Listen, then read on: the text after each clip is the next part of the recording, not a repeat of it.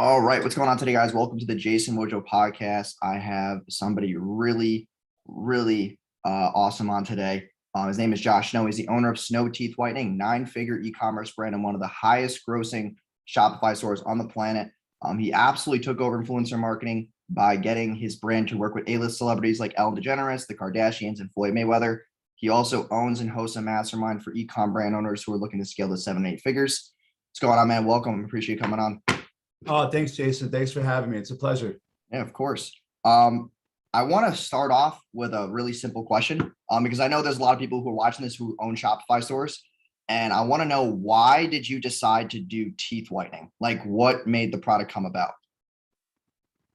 Personal experience. I started whitening my teeth when I was 13 because I started building websites, and naturally, like a lot of us do, started doing it for other people. So like an agency, and so meeting with clients, nobody knew that I was under 18 years old.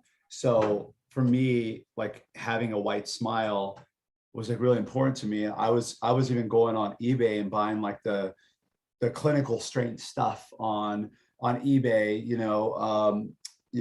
throughout most of my life. And as a result of that, got super sensitive teeth. Like, tens of millions of Americans struggle with sensitive teeth, sensitivity. And so I couldn't do the dental treatments anymore. And so there was, at the time, I was looking for kind of what's the middle of the market, what's something that gets me professional level results at home, something that I didn't have to buy on eBay and like a black market, a real brand, so to speak. And when I was going through jaw surgery, I said, this is probably the toughest industry to break into. But I was looking for a huge challenge at the time too. I was at a point in my career and in my life when I needed something big. I needed something where I could scale this and keep this challenge going for 50 years, let's say. So, how many people have teeth grows with population growth. From 2 years old to 102 years old, we've got them as a customer. And it's, the window was open also at the time for a direct to consumer, oral, we call ourselves more an oral cosmetic brand, but really fusing my experience in cosmetics and my personal experience. And then, I ended up looping in my oral surgeon to help out and, started looping in the community. But to me, teeth whitening came about because, one, I was targeting the oral care segment. Two, because it was extremely difficult. I had already sold many businesses by this point.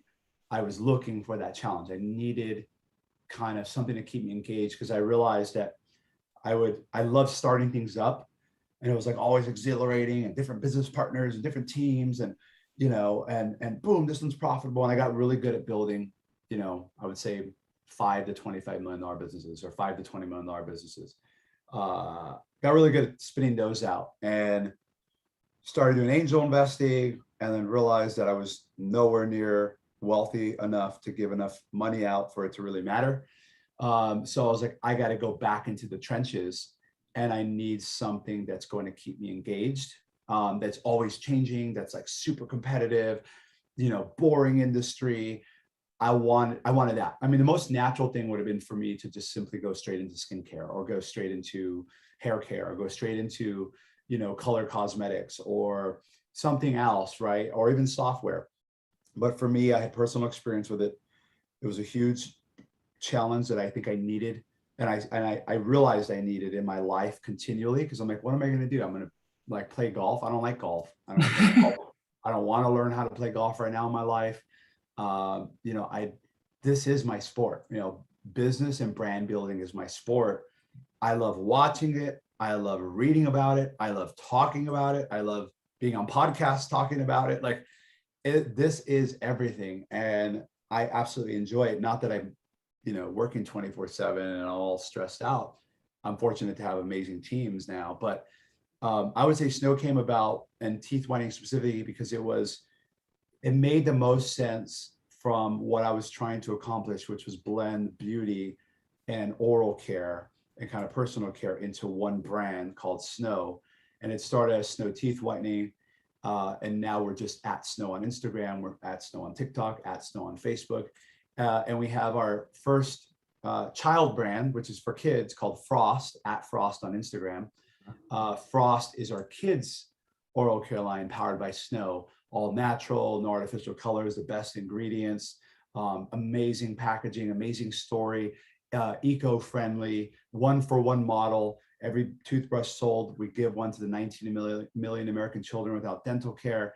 So, you know, it's exciting because we have inside of Snow, which is one of many brands that I own, inside of Snow, we get to now launch Frost by Snow. And so the story continues. And if I didn't have a big enough addressable market, you know, I think if I was starting out in my career, I wouldn't have picked this, certainly not. And if the timing wasn't the right timing, like now it's difficult. Now Facebook ads are 40% more expensive. Influencer marketing doesn't work, right? Like it's a lot more difficult now. So I took that window. We now have millions of followers, you know, over 1 million users of our products. We have, you know, and we have, I think, an enviable average order value in our industry. It's usually a commoditized business. So, I mean, the thing that's important too is that you're keeping the congruency, because like you talk about, you know, Facebook ads being so expensive and influencer marketing being so expensive. You don't want to try like a whole entire new niche because you already have spent all this, you know, millions of dollars on these ads and have all this data. Why try to reinvent the wheel and do something else? I think that's really smart. So that's kind of where I wanted to get to the next question. Because I know you spend a lot of money on ads. How much you guys spend a month around? just for Snow this year, we'll spend probably 40 million Okay. Wow. in advertising just this year alone, somewhere around there. It's Q4 holidays. We've got a lot of new products launching. We have the kids line launching in less than 30 days. We're launching that with one of the biggest families on social media. So we'll see what happens on the advertising side, but that was the whole goal. Coming from media buying background and, all kinds of backgrounds in digital marketing, but I wanted a brand that I was like, okay, because we've got lots of different businesses, and Snow's definitely the biggest and the most well-known. And I looked at that and I said, we need the ability to spend 100 million a year profitably on media, on whatever that is, marketing, advertising, because that is a position that I think is much more powerful than simply saying we make 100 million a year in sales.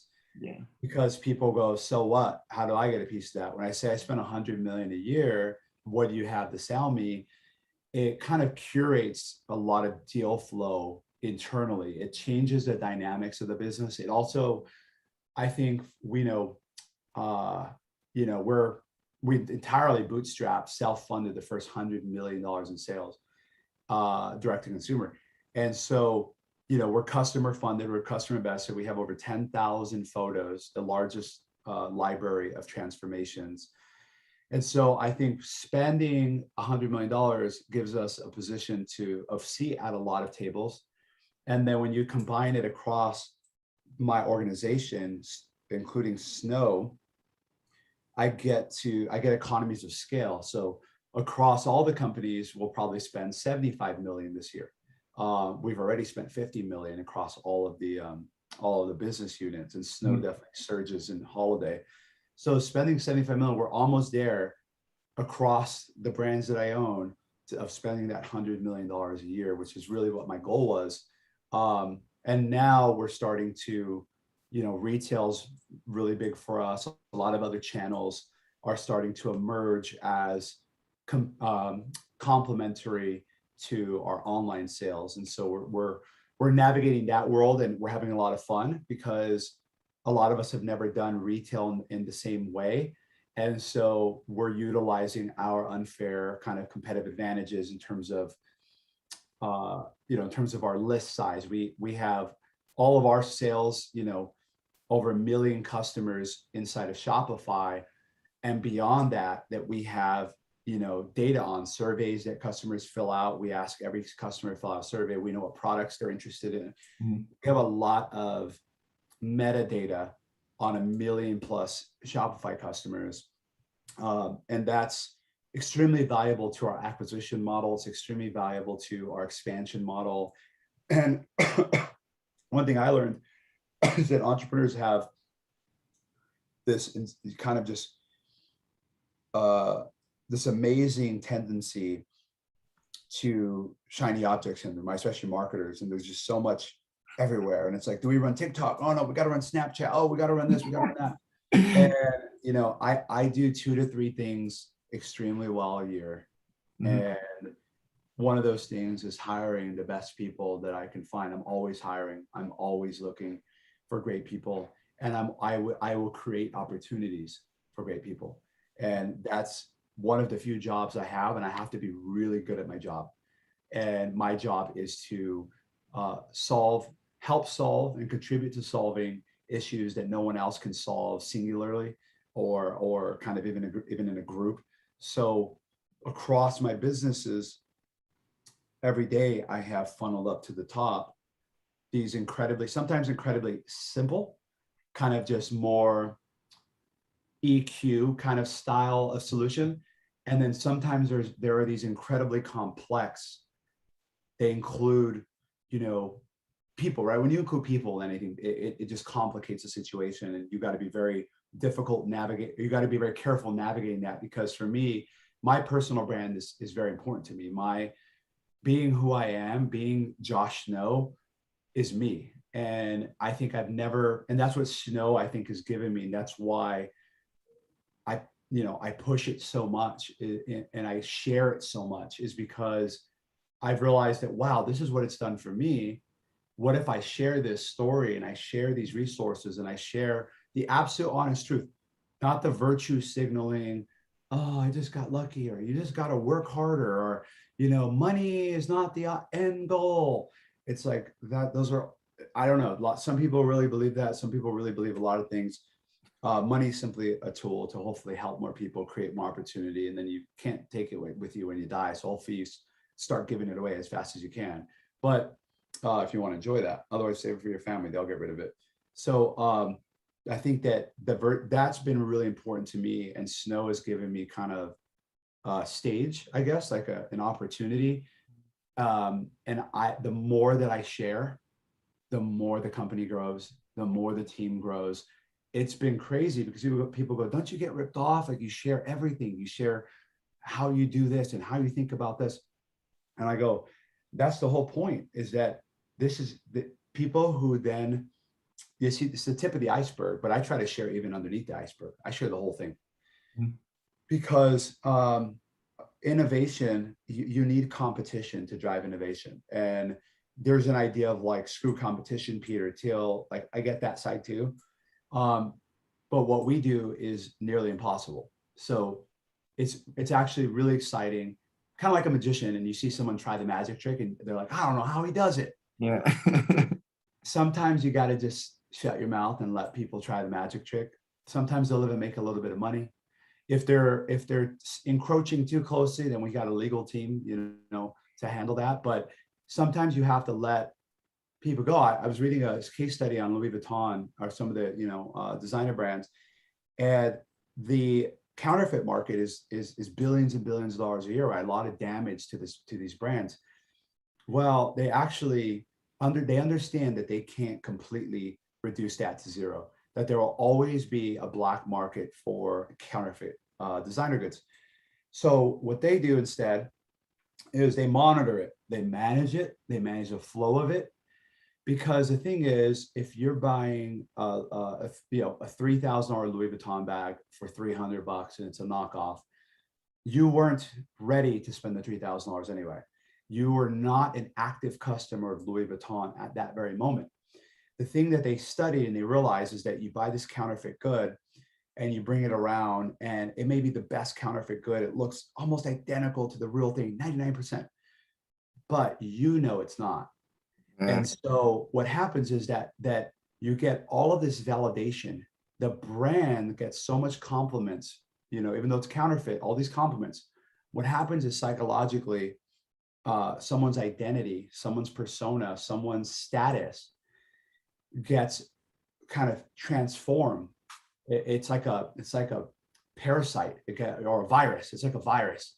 Mhm. That virus attaches itself. That's the same reason why the used car dealer or the car dealer, car salesman wants you to take the car home for the weekend without signing any papers. He wants you to post it on Instagram so that you morph Yeah. these two together. And then guess what happens? She saves up for the $3,000 one and she goes and buys it and she becomes a customer for life. And so Louis Vuitton can either diffuse their brand and come out with Louis by Louis Vuitton, which is $300 little purses that kind of look like Louis Vuitton, but that would water down one of the most valued brands in the world. Mhm. So instead of doing that, it's almost like, and I don't know the exact ins and outs, but from what I read, it's like they understand that it's happening. They allow, not allow, but they have to allow indirectly a certain amount of that to happen. And it's really just shuffling out and priming the customer because they weren't going to spend 3,000 anyway. They didn't have 3,000, maybe whatever that is, but they're going to get all these compliments. And if it works, the first thing they're asking for is a Louis Vuitton purse, or the first thing they want as a gift is a real from the store. I want to go there and get it. So it's just interesting to think about that. And when you think about brand building, you think about what we've done and the amount of sharing I do, it's actually created this like crazy entrepreneurial army, like a snow troopers. And they're like, hey, someone in Brazil is ripping off one of your model's pictures. We get this inbound into legal, like from all my Instagram, Facebook Messenger, emails, like, Josh, huge fan of yours. I'll listen to your podcast. There's this guy who's impersonating, one of your products over here. So it's actually now it's working in my favor and it's been really nice. But yeah, I don't worry about that. I think you either share it and everybody hears about it, or you don't share it and not enough people hear about it. I wanted Snow to be the one company that was as public as I could be. Yeah. So right now, with all this money that you're spending on ads, like what is the biggest platform for you? And what's the angle that's working the best?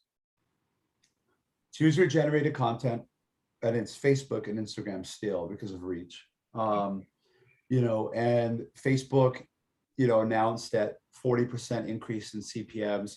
The increase in their revenue is coming from not more advertisers, not more users on the platform. It's simply a tax, inflation, 40% inflation on customer acquisition costs on Facebook and Instagram. So, and they're working on WhatsApp. They acquired WhatsApp and everybody left because they started making noise about turning it into an ad platform because they got to go to bigger land. Facebook, then they went to Instagram. Now they're going to WhatsApp. Mark's hoping eventually, I think, that he'll go to Oculus, where the ads are everywhere and all the data's in your, head. So I'm guessing that's kind of where they're going. But anyway, right now it's Facebook and Instagram. That's just what has a scale. Google, because of search, it just branded and stuff. You got to kind of have to do that. Amazon actually has been, significant for us. We brought it in-house from an agency and we've really been able to kind of rebuild it in-house in the last few months. And it's looking incredibly strong for our brand. And then I would say promising Snapchat and TikTok are promising. TikTok is tough because not just that they're younger, because you could do 35 and up and there are plenty of people for you, but the buying behavior is different. TikTokers want to buy on Amazon. They want to do their own research. They want to see the video and then like, what's it called? They'll go to Amazon. Let me read some more reviews. Oh, I think this is the right one. Okay, I'll buy it. And then it sells out. When it clicks, TikTok makes products sell out. And so, but they're usually lower priced products under 30. They're usually like, you got to have an Amazon storefront because you got to send people to your Amazon. And it's got to have some type of visual effect, like a acne patch. You can put it on and see and peel it off and it's gone. Like there's got to be some type of element there. So we're figuring out TikTok right now on the Snow business and the other brands, but on the Snow business, particularly for Frost, which is all our products are under $20 for Frost. It's for kids. So looking at that with TikTok, but I'll say right now, user-generated content, if you look at the ads that we run, it's a lot of, people using the product. It's in action, they're using it, they're unboxing it, they're talking about what they're getting, they're talking about what they love about the product. It's so minty, my teeth look so much brighter and I feel so much more confident. and then of course, big captions, colorful little animations. And and then we're starting to dibble and dabble more into pre-sale kind of pages where we can give more information without cluttering the product page. So we're starting to do more of, 6 reasons why you should switch to this toothpaste. And then kind of what do we want to call out about our product? What's special about it? What do we talk about? Boom, boom, boom. And then what's the offer? And so one of the things that even in our powerhouse group for e-commerce entrepreneurs, people are so focused on the ad network, the ad creative, that they forget about the offer. And Yeah. like, that's like, and this, it's like that. If you have a great offer, freecreditreport.com, dollarshaveclub.com. If you have, it doesn't have to be in your domain, but those are the easiest ones to think about, where it's like, it's very straightforward. What's your offer? And so we've been going back, and we now offer buy now, pay later on the website. So cutting the price in 4, that's helped us at least get people warmed up, instead of saying it's $150. Hi, nice to meet you. $150. Whoa, I'm out, dude. Instead, it's like, hey, $37, 4 payments, free shipping.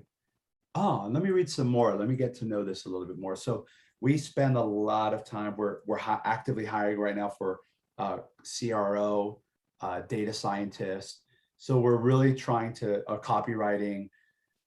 We're really trying to get more sophisticated with the way we educate our customers. And I would say that Facebook, user-generated content, seeing people use the product on Instagram. We're also doing some whitelisting, where influencers are, enabling us to boost the content through their page with our pixel, our data. So it's a lot more it's a lot more soft. Like, people don't really like advertisements. They don't love ads. They tolerate them, and they hope that they're entertaining sometimes. And they hope that that's why I think iOS 14 was horrible, because actually the surveys came back, like 69% of people would prefer targeted ads versus untargeted once they learn what that means. So it actually, like, for me, I miss targeted ads on my Instagram, because when I buy a certain style of shirt, I get other brands that did styles like that. And I discover, and I'd find really cool brands. Like, Instagram ads were awesome. Now with limited targeting, I'm going to get a cat ad and I don't have a cat or something, right? Like, who knows? Right? Like, it kind of changes things. It's not really like Apple is like, we did it for the people. And I'm like, I don't think necessarily. Well, for like me, yeah, for people in the media buying space though, like, I like to see ads because I use them as inspiration for either clients or like my own stuff too. Like, I see certain behaviors in ads and I'm like, hey, that was good. Like, I should use that. And that was like a really good learning behavior for me to obviously like optimize a lot of the stuff in my business. But back to what you were saying about the Facebook CPMs up 40%. But you know what that's doing though? Like, that's making us focus more on like the back end of the business, like AOV and all that. So I kind of want to go over the things you're doing right now to increase your AOV, not just the pay over time stuff, but are more of your buyers subscribe and save? Are you going more for LTV or like front end buyer AOV? Oh man, that's been, we've, with the size of our business, it's so difficult to kind of mold. We've been working behind the scenes for maybe a year and a half on subscription strategy, because my whole thing was, we could have launched with a toothbrush first that has a built-in subscription head. We've got ours launching next month and it's beautiful. We spent a lot more time than maybe we should have, but it's like, it's our first toothbrush. Like, it should be awesome, and it's going to get better, but it should be like really awesome. So with a company our size, in terms of like Shopify, and modifying from high average order value, right? We have customers who spend $800, $2,000, right? They're buying gifts for the whole family. We're the giftable brand in whitening category. Like, that's it. So like, they're buying large quantities, and it's very difficult as a self-funded business to be like, but we know that if we gave them a better deal, but they're on subscription and they stayed long enough, that we'd end up making more. Well, that's why a lot of SaaS companies and a lot of subscription companies raise a ton of money. And some of our closest competitors, one has raised, I think 100 million, another's raised maybe close to 50 million. And we haven't. So that for us is super important in terms of profitability, because our customers are investors. That's why the products have to work. They have to be great. The packaging has to be on point. Everything's got to be there as best as we can. We like split test our packaging, right? Like, what's the better satisfaction, the sleeve or the magnetic flip off? Or like, we're testing every single aspect of it. And that helps with returning customers, word of mouth. So to answer your question, right now for holiday, holiday is gifting. We're a gifting brand. So we have to feature, like right now we have our Afterpay Day sales going on. So those are large bundles divided by 4. So to drive AOV, we've been launching more products. I talk to a lot of e-commerce entrepreneurs in my mastermind through Instagram, and they have just one product, or they have just 2 or 3. They don't have accessory products. They don't have bundle kits, starter kits, ultimate kits. If you look at every retailer, Macy's, Costco, anywhere you go, they have kits. They have put things together and make it easy for people. If you only have one product, then do a 3-pack, right? Do a buy 2, get 1 free. That's your main offer, divided by 4 with Afterpay. And then in terms of subscription, my whole thing with subscription is I don't want to force subscription. Like, there are only a few things that we do during the day that makes sense to subscribe to. Brushing your teeth twice a day is one of them. Toothpaste, I never want to worry about running out of toothpaste. I just want it to show up. I want it to be natural and the best ingredients. I want it to work, and I want it to be cool. And I want to know that I can cancel or pause or anything at any time. Okay, cool. That's all with toothpaste. That's one of the few things that man, women, and child do. Billions of people all around the world twice a day, other than like eat, right? Restroom, drink water. Like, there's like a few things that, like 4, and that's one of them. And so that makes sense for a subscriptive product, which is why our toothpaste, we spent 2 years developing our toothpaste, just testing every aspect, working with different manufacturers, different formulas, anything we could get down to get the consistency, viscosity, all these things I didn't know I was going to have to learn. But we had to get that right, because toothpaste is the #1 most sold product in retail, but it's a commodity. It's impossible to break into, but ours has got to be good. So now we've been moving, our attachment rate has been really strong because our customers trust us now. We have over 1 million users, happy customers who use the products. They know one thing: Snow knows how to make my teeth white and bright. That's all I know. Oh, they have whitening toothpaste. Oh, they have whitening mouthwash. Oh, they have whitening toothbrush. Let me complete the line if white and bright teeth are important to me. And now we're starting to add other things like, gum health and, things for the enamel, sensitivity, bleeding gums. So we're starting to kind of move in that direction. We just, we're in the process, I can say it, we're in the process of acquiring a business today that has the clinical medical kind of establishment so that we can do some more research into bleeding gums, some of the things on that side of the business. We're mostly a cosmetic focused business, but right now we're doing both. Attachment rate, we have over 50% of customers subscribing. Wow. And it's just getting started. I think, our competitors have, I think, a pretty high point because it's a forced subscription model. You have to get on the subscription model. But for us, 40 to 50% is great because we don't want to force anybody into subscription. We want to put our money where their mouth is and see the results, and then say, hey, how nice would it be to never worry about this for $9? Like, yeah, dude, you got me. I'm sold. For the next 50 years, I'm using Snow. And we see when people switch to Snow, they don't go back. That's a metric we've been really tracking. Dude, that's insane. 40, 50%. So as far as like all these other products that you're launching, what do you like as far as the kits and whatnot that you're trying to put together? Are you more concerned about people getting that like teeth whitening as a front end and then buying a kit as an upsell? Like, what have you seen work as the best upsells primarily for like your price point? So that's the thing. That's the other thing with a kind of premium, higher price products business is that when when you sell 1 million teeth whitening kits, and that average order value that you're used to, and then you start introducing, like I think we have some of the best lip care products in the game, and we've got a lip oil launching very shortly that is just out of this world. Like we're in the mouth and around the mouth. The lips are like the frame to the picture, which is a smile. Like we focus in this area, and I think some of our lip care products are the best. And like we have zero returns, like zero returns on our lip care products. Everybody loves them. I love them. But the thing is, they're $30.